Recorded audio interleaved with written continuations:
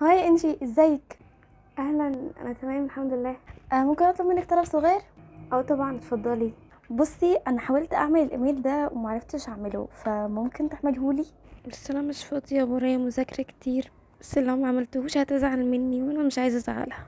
اوكي تمام ماشي هعملهولك. اوكي تمام، انا هسيب لك اللاب، ويا ريت بس تخلصيه خلال ساعه كده عشان الحق اقدمه وقت ما يضيعش عليا. ماشي، اتفضلي. تمام ماشي. شكرا، سلام. سلام. رجع لك كمان ساعه.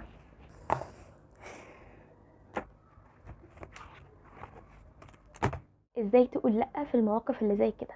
عشان تعرف تتعلم انك تقول لا لازم تعرف كام حاجه. مش غلط انك تقول لا في وقت انت مش قادر او حاسس انك مش مستعد فيه على انك تعمل الحاجه دي. كلمه لا من حقك وتقدر تستخدمها في اي وقت حاسس فيه انه لا. كلمه نعم لو انت واخدها وسيله لرضا الناس عنك، فعلى ما اظن انك كده محتاج انك تراجع نفسك وتراجع نظرتك لنفسك كويس. لا مريحه جدا، هتخرجك من اوقات ومواقف كتير بسهوله وهتريحك. ومهم قوي انك تكون عارف وقتك وقيمته، وتعرف وقتك بيروح فين بالظبط، وعارف احتياجاتك ايه، عشان لما تيجي اي طلب او اي حاجة قدامك تعرف تقول اه او لا.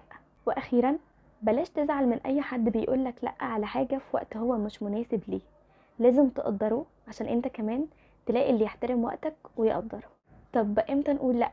لو حد طلب منك حاجة في وقت مش مناسب ليك، ولو الطلب ده اتكرر اكتر من مرة لنفس السبب، ولو تنفيذك للحاجة دي هيخليك تيجي على نفسك. وبرده كمان تقول لأ لو في فرصة انت شايفها عظيمة جدا بس مش مناسبة ليك ولا من أولوياتك في الوقت ده. كمان نقول لأ للعروض وللسيلز اللي احنا بنشوفها جامدة جدا بس على حاجات احنا مش محتاجينها دلوقتي. على ما أظن ان دلوقتي لازم نرجع ونعمل فلاش باك عشان نتعلم ونعرف ازاي نقول لأ في المواقف اللي زي كده.